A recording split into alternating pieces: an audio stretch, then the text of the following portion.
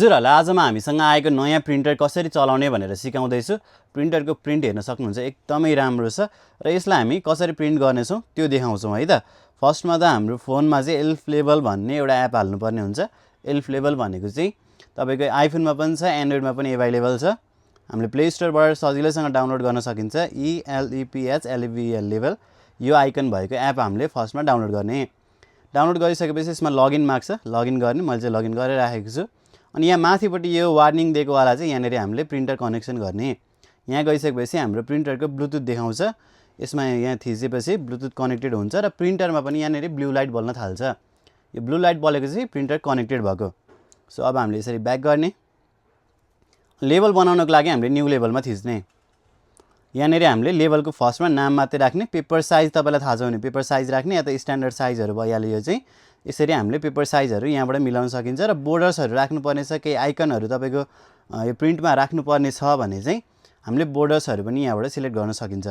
अब नाम चाहिँ हामीले फर्स्टमा DIGI भनेर राख्यौँ, राइट गर्ने। अनि त्यसपछि यहाँनिर नेक्स्ट थिच्दिने।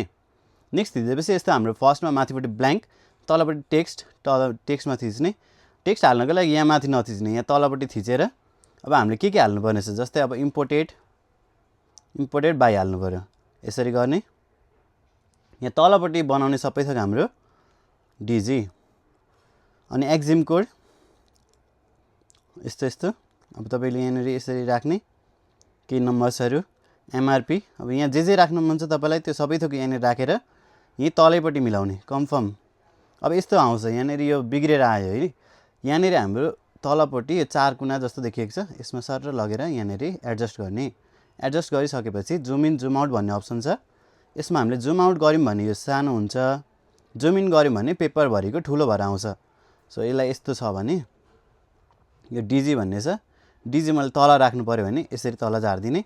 माथिपट्टि देखिँदैन अहिले, यहाँ कन्फर्म नगरिन्जेलसम्म माथिपट्टि चेन्ज हुँदैन। कन्फर्म थिच्दिने, तलपट्टि झऱ्यो।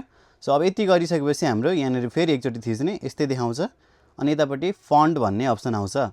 फन्ट भन्नेमा यो ठुलोवाला राखिदिनु भयो भने यसरी हेरेर आफूलाई कुन चित्त बुझ्छ त्यसरी राखिदिनु होला। अनि त्यसपछि यसलाई मिलाउने।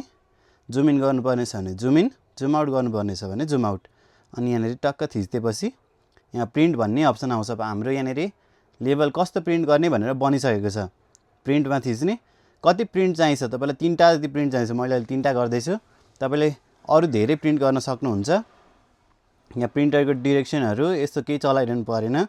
यसलाई हामीले सिम्पल यसरी प्रिन्ट थिच्यौँ भने प्रिन्ट हुन स्टार्ट हुन्छ। अब हेर्नु है त, इम्पोर्टेड बाई यहाँनिर अब सुरु भइसकेको छ। यसरी कन्टिन्युअस प्रिन्टमा पनि तपाईँको लेभल नबिग्रिकन आउँछ यसमा। सो एकदमै राम्रो प्रिन्टर। यो बाहिर जानेवाला प्रिन्टर हाम्रो नेपालमा अहिले एकदमै राम्रो प्रिन्टर आएको छ। तपाईँको सस्तोवाला प्रिन्टरले चाहिँ कन्टिन्युअस प्रिन्टमा पेपरबाट साइजहरू बिगार्छ। यसमा त्यस्तो केही पनि छैन र एकदमै राम्रो हुन्छ प्रिन्टहरू। यो प्रिन्टर चलाउनलाई पनि हजुरहरूले सिकिसक्नु भएको छ।